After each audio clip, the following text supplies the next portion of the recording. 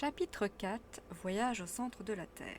Il est parti, s'écria Marthe, en accourant au bruit de la porte de la rue qui, violemment refermée, venait d'ébranler la maison tout entière. Oui, répondis-je. Complètement parti. Eh bien, et son dîner fit la vieille servante. Il ne dînera pas. Et son souper il ne soupera pas. Comment dit Marthe en joignant les mains. Non, bonne Marthe. Il ne mangera plus ni personne dans la maison. Mon oncle Lidenbrock nous met tous à la diète jusqu'au moment où il aura déchiffré un vieux grimoire qui est absolument indéchiffrable. Jésus, nous n'avons donc plus qu'à mourir de faim. Je n'osais pas avouer qu'avec un homme aussi absolu que mon oncle, c'était un sort inévitable. La vieille servante, sérieusement alarmée, retourna dans sa cuisine en gémissant. Quand je fus seule, l'idée me vint d'aller tout compter à Groben. Mais comment quitter la maison ? Le professeur pouvait rentrer d'un instant à l'autre. Et s'il m'appelait, et s'il voulait recommencer ce travail locographique qu'on eût vainement proposé aux vieilles Oedipe.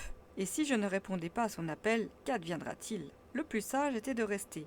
Justement, un minéralogiste de Besançon venait de nous adresser une collection de géodes silieuses qu'il fallait classer. Je me mis au travail, je triais, j'étiquetais, je disposais dans leur vitrine toutes ces pierres creuses au-dedans desquelles s'agitaient de petits cristaux. Mais cette occupation ne m'absorbait pas. L'affaire du vieux document ne laissait point de me préoccuper étrangement. Ma tête bouillonnait et je me sentais pris d'une vague inquiétude. J'avais le pressentiment d'une catastrophe prochaine. Au bout d'une heure, mes géodes étaient étagées avec ordre. Je me laissai aller alors dans le grand fauteuil d'Utrecht, les bras ballants et la tête renversée.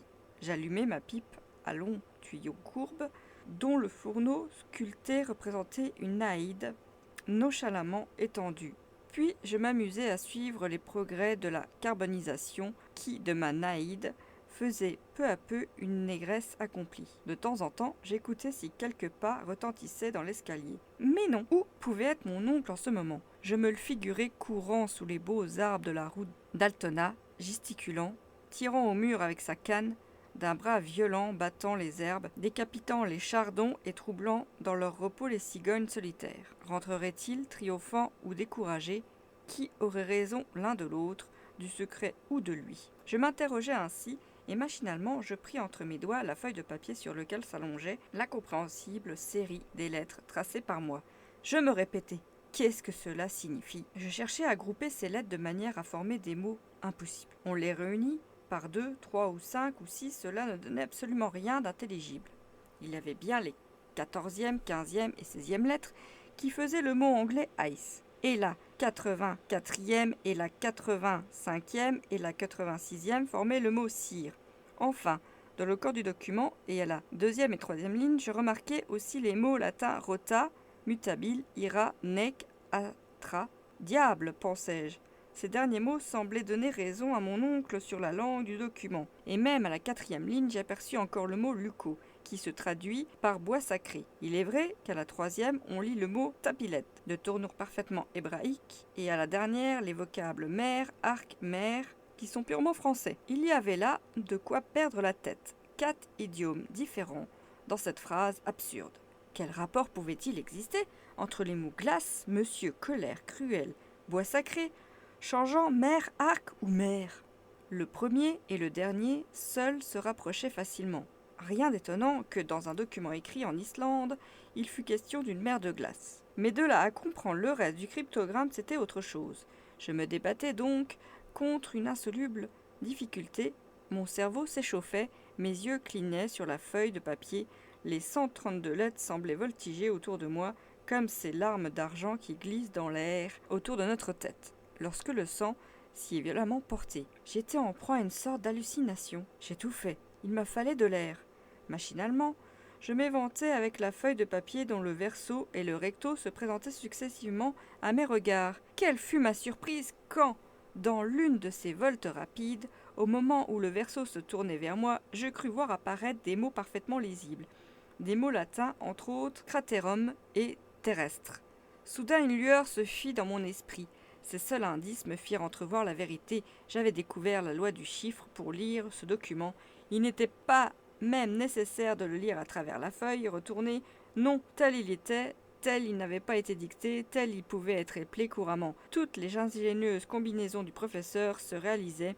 Il avait eu raison pour la disposition des lettres, raison pour la langue du document, il s'en est fallu de rien. Qu'il pût lire d'un bout à l'autre cette phrase latine, et ce rien, le hasard venait de me le donner. On comprend si je fus ému, mes yeux se troublèrent, et je ne pouvais m'en servir. J'avais étalé la feuille de papier sur la table, il me suffit d'y jeter un regard pour devenir possesseur du secret. Enfin, je parviens à calmer mon agitation. Je m'imposai la loi de faire 2 fois le tour de la chambre pour apaiser mes nerfs, et je reviens m'engouffrer dans le vaste fauteuil. « Lisons » m'écriai-je, après avoir refait dans mes poumons une ample provision d'air. Je me penchai sur la table, je posai mes doigts successivement sur chaque lettre, et sans m'arrêter, sans hésiter un instant, je prononçai à haute voix la phrase tout entière. Mais quelle stupéfaction, quelle terreur m'envahit! Je restai d'abord comme frappé d'un coup subit. Quoi? Ce que je venais d'apprendre s'était accompli. Un homme avait eu assez d'audace pour pénétrer. Ah! M'écriai-je en bondissant. Mais non! Mon oncle ne le saura pas. Il ne manquerait plus qu'il vînt à connaître un semblable voyage. Il voudrait en goûter aussi. Rien ne pourrait l'arrêter. Un géologue si déterminé, il partirait quand même, malgré tout, en dépit de tout. Et il m'emmènerait avec lui et nous n'en reviendrons pas. Jamais, jamais. J'étais dans une surexcitation difficile à peindre. Non, ce ne sera pas, dis-je avec l'énergie, et puisque je peux empêcher une pareille idée vienne à l'esprit de mon tyran, je le ferai. À tourner et à retourner ce document, il pourrait par hasard en découvrir la clé. Détruisons-le. Il y avait un reste de feu dans la cheminée. Je saisis non seulement la feuille de papier, mais le parchemin de Scanuzum. D'une main fébrile, j'allais précipiter le tout sur les charbons et anéantir ce dangereux secret. Quand la porte du cabinet s'ouvrit, mon oncle parut. Fin du chapitre 4.